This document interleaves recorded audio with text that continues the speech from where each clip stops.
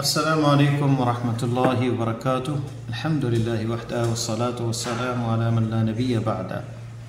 معزز خواتین و حضرات، الحمدللہ جز اول جو ہے دروس اللغۃ العربیہ لغیر الناطقین بہا کا مکمل ہو گیا۔ دکتور فا عبد الرحیم کی کتاب تھی۔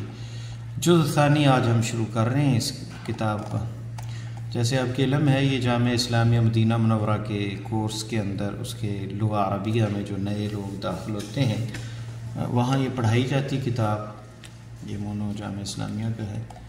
تو آج ہم یہ سبق شروع کریں گے، پہلا اس کا دوسرے حصے کا درس الاول۔ اس سے پہلے اس کی جو ہے ہم شرح پڑھ لیں گے، یعنی پہلے سبق کے اندر کیا کچھ ہے اردو کے اندر۔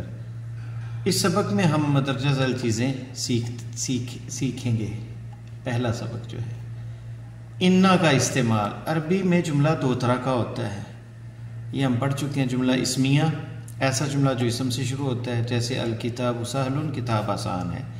ایسے جملوں میں پہلے جز کو مبتدا اور دوسرے کو خبر کہتے ہیں، جملہ اسمیہ میں۔ دوسرا جملہ ہم نے پڑھا ہے جملہ فعلیہ، ایسا جملہ جو فعل سے شروع ہوتا ہے، جیسے خرج بلال، بلال نکلا، تو یہ جملہ فعلیہ ہے اور یہ جملہ اسمیہ ہے۔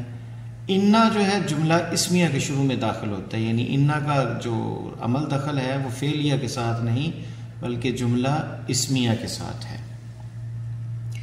تو انا جملہ اسمیہ کے شروع میں داخل ہوتا ہے، جیسے الکتاب سہل، یہ جملہ ایک ہے، کتاب آسان ہے۔ تو جب ہم انا اس پہ لائیں گے، انا اس سے پہلے استعمال کریں گے، یوز کریں گے، ان الکتاب سہل، تو آپ نے غور کیا ذرا، اب یہاں الکتاب سہل تھا، انا کے بعد الکتاب زبر آ گئی اس پہ۔ تو یہاں یہ بات یاد ہے کہ انا داخل ہونے کے بعد لفظ، پہلا لفظ مبتدا منصوب ہو جاتا ہے۔ یہ مبتدا تھا اور یہ خبر تھی، لیکن اب یہ منصوب ہو گیا اور یہ ویسے ہی رہا مرفوع۔ مبتدا کو جو ہے اس کا نام چینج ہو جائے گا، اس کو کہیں گے اسم انا، اسم انا، اس کا اسم انا، انا کا اسم کیا ہے؟ الکتاب۔ اور خبر کو خبر انا، یعنی سہل جو ہے یہ خبر تھی، سہل آسان ہے، تو اسے کہیں گے خبر انا۔ یہ خبر و انا جو ہے وہ سہل ہے، اسم انا الکتاب ہے۔ انا کا اسم الکتاب اور انا کی خبر سہل ہے۔ انا معنی میں زور اور تاکید پیدا کر دیتا ہے، یعنی انا کا کیا فائدہ ہے، معنی میں کیا چیز لاتا ہے؟ تاکید، جس کے لیے اردو میں ہم ترجمے میں بے شک، بلا شبہ، یقیناً اور ہی کا استعمال کرتے ہیں۔ ایسا ہی ہے، یقیناً ایسا ہی ہے، بلا شبہ، بے شک، یقیناً۔ تو یہ جملے استعمال ہوتے ہیں انا کے ترجمے میں۔ نوٹ، اگر مبتدا پر انا داخل ہونے سے پہلے ایک ضمہ ہو تو وہ ایک فتحہ میں تبدیل ہو جاتا ہے، جیسے المدرس جدید، ان المدرس جدید۔ آپ نے غور کیا، یہاں ایک ضمہ، ایک پیش ہے، پیش جو ہے زبر میں چینج ہوگی۔ آمینۃ طالبۃ، ان آمینۃ طالبۃ، بے شک آمینہ اسٹوڈنٹ ہے۔ لیکن اگر مبتدا پر دو ضمہ ہو، یعنی جسے تنوین ہم کہتے ہیں، تو انا داخل ہونے پر وہ دو فتحہ میں تبدیل ہو جاتا ہے، یعنی دو زبر آ جاتے ہیں اس پر، جیسے حامد مریض۔ یہ دیکھیں نا، تنوین دو پیش ہے، یہاں پہ بھی دو پیش تنوین ہے، یہ نون کی آواز آ رہی، حامد مریض، حامد بیمار ہے۔ اب اس پہ انا جب داخل ہوگا تو کیا کہیں گے؟ ان حامدن مریض۔ تو یاد غور کیا آپ نے، یعنی ایک زبر نہیں، دو زبر آئی، حامدن کے اوپر دو زبریں آ گئی، تو ان حامدن مریض، یہ اس کا اسم انا ہے، یہ خبر انا ہے، بے شک حامد مریض ہے۔ یہاں حامد مریض کہا جاتا ہے، جو خالی ذہن ہے اسے کہتے ہیں کہ حامد مریض ہے۔ جس کے ذہن میں شک ہے کہ وہ واقعی وہ بیمار ہے یا کہیں غائب ہے، کیا ہے، اسے یقین دلانے کے لیے انا کا استعمال ہوتا ہے، کہتے ہیں ان حامدن مریضن، کہ حقیقت کے اندر یہ ہے کہ وہ بیمار ہے۔ اگر مبتدا ضمیر ہو تو انا داخل ہونے کے بعد وہ ضمیر نصب سے بدل جاتا ہے، جیسے یعنی اگر مبتدا ضمیر ہو تو انا داخل ہونے کے بعد وہ ضمیر نصب سے بدل جاتا ہے، جیسے انت غبی، تو نہ سمجھ ہے، تو اس کو اب انا کے بعد جو ہے کاف آ جائے گی، ضمیر مخاطب جو ہے، انا کا انتا کی جگہ انا کا مخاطب ہے نا، انت غبی، تو انا کے ساتھ انتا نہیں استعمال ہو رہا، تو پھر کاف آئے گا، انا کا غبی، ضمیر نصب کے تمام صیغوں کے لیے دیکھیں مشق نمبر 3، یہ مشق نمبر 3 پھر دیکھیں گے ہم آگے جا کے۔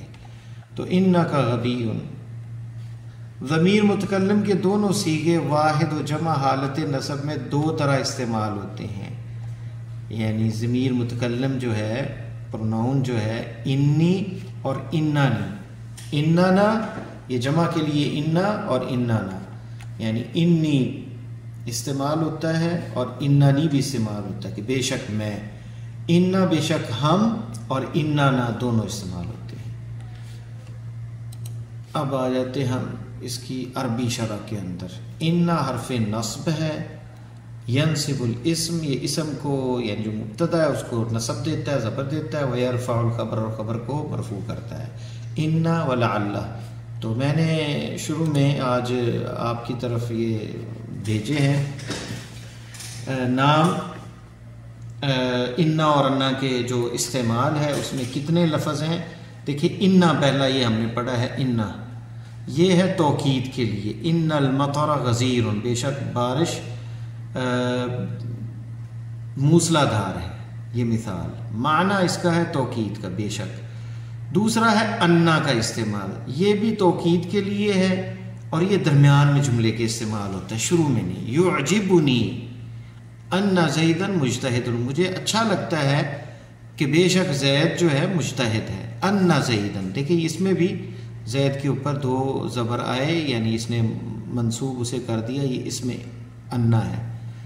تو انا لعل کأنا لکنہ، تو ان کا عمل ایک ہے، معنی مختلف ہے۔ لعل کس لیے؟ ترجی کے لیے، امید، لعل اللہ یرحمنی، شاید اللہ مجھے معاف کر دے، اور توقع، مستقبل میں یعنی موسم ایسا متوقع ہے تو اس اعتبار سے، لعل العدو قریب، شاید کہ دشمن قریب ہے، متوقع ہونا کسی چیز کا، تو 2 معنی ہیں لعل کے اندر۔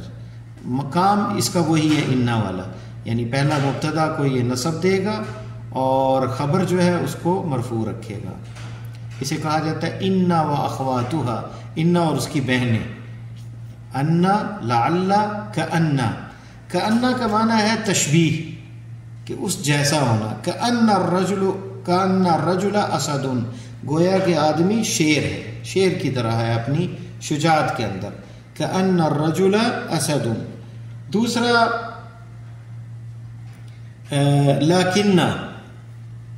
لیکن استدراک کے لیے ہے، کوئی بات کر کے تو پھر بندہ مزید آگے بات کرتا ہے، جیسے مثال زید غنی، زید جو ہے وہ امیر ہے، لیکنہ استدراک، یعنی اس بات پہ جو کمی ہے اس کو پورا کر کے اس کی جو بات ہے مکمل کرنا، یعنی اس میں یہ کمی ہے تو وہ غنی، لیکنہ بخیل، لیکن وہ کنجوس ہے، زید غنی لیکنہ بخیل، لیکن وہ بخیل ہے۔ تو لیکنہ یہاں ضمیر کے اوپر آیا ہے، یہ اس میں انا ہے، اور بخیل جو ہے یہ خبر لیکنہ ہے، یہ لیکنہ لفظ ہے۔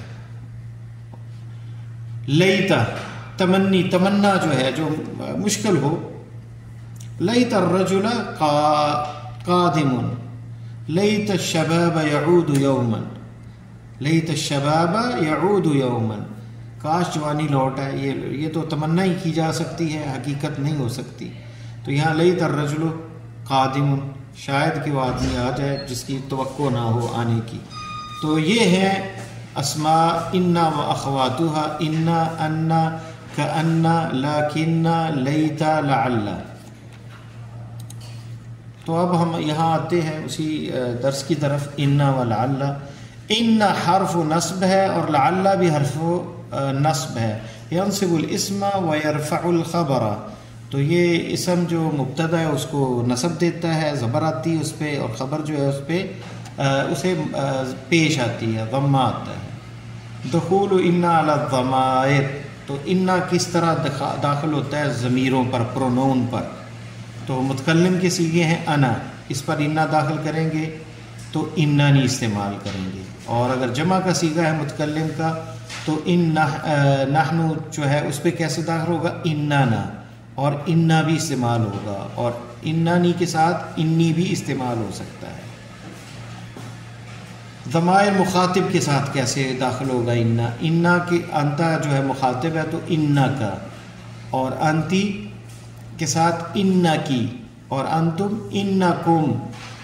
انتنا یعنی مخاطب عورتیں ہیں، لڑکیاں، فیمیلز ہیں، تو انکن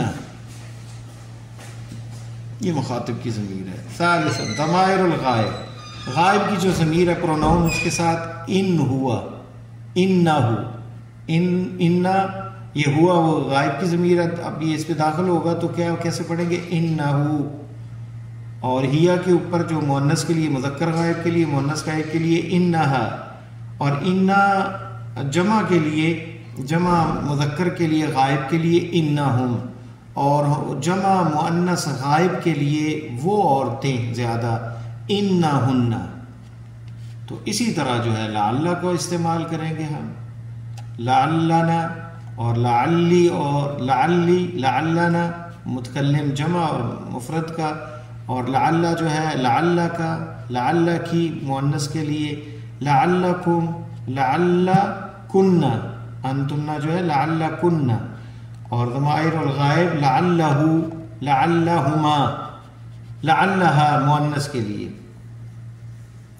اور یہاں تثنیہ نہیں بتایا گیا، وہ بتا دیتا ہوں، انہما اور لعلہما استعمال اس طرح ہوگا. تو یہاں لعلہ ہی، لعلہا یعنی وہ ایک لڑکی، ایک عورت، اس کے لیے غائب کے لیے.